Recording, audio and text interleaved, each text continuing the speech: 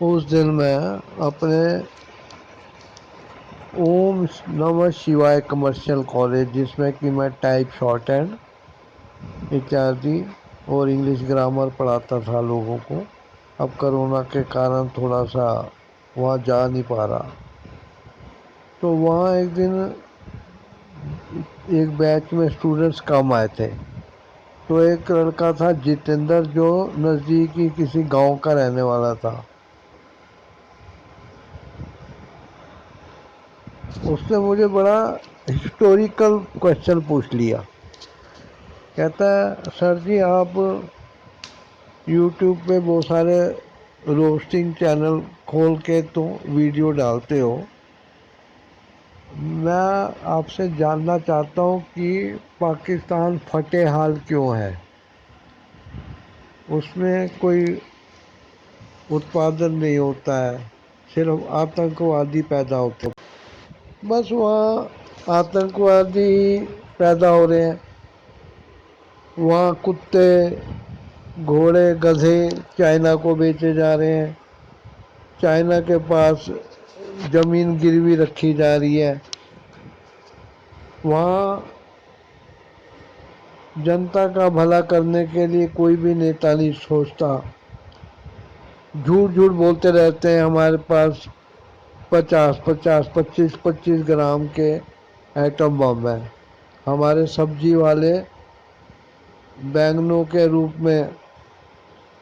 بم لے کے گھوم رہے ہیں، ہر ریڑھی والے کے پاس پستول ہے، بم ہے، بندوق ہے، اور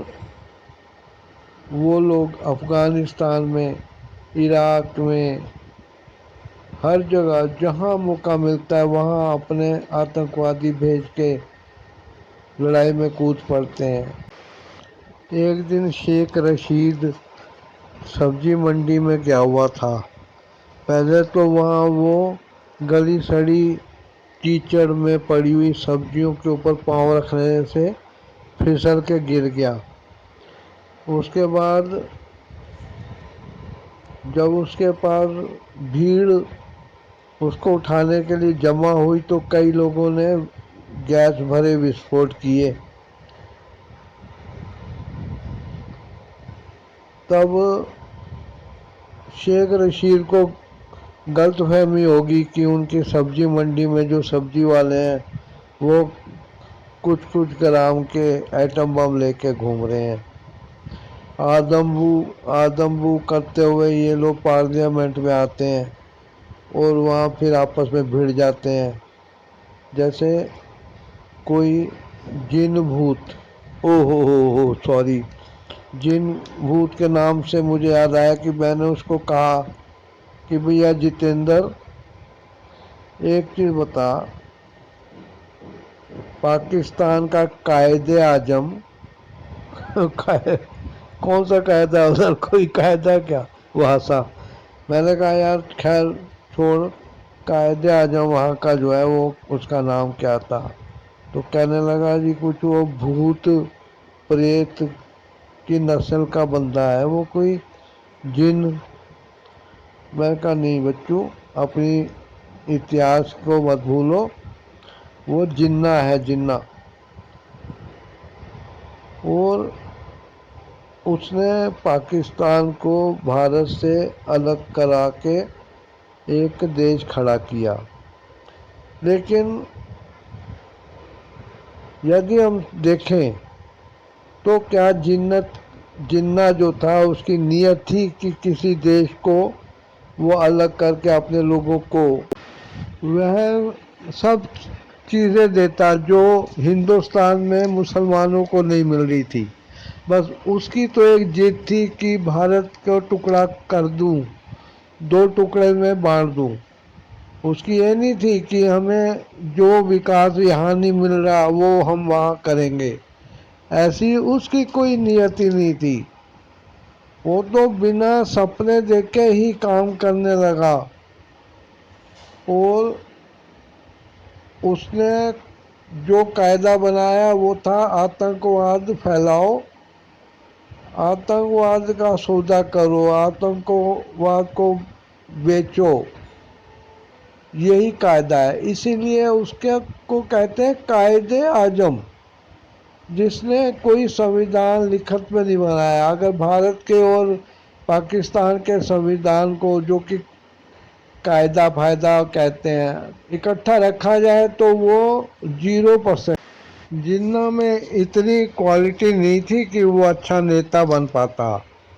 نہرو جی نے تو صحیح کہا تھا کہ بیٹے تجھے تو میں چپڑاسی تک نہ لگنے دوں، تو کہتا پردھان منتری بنوں گا یا اپ پردھان منتری۔ اسی بات سے چڑ کے اس نے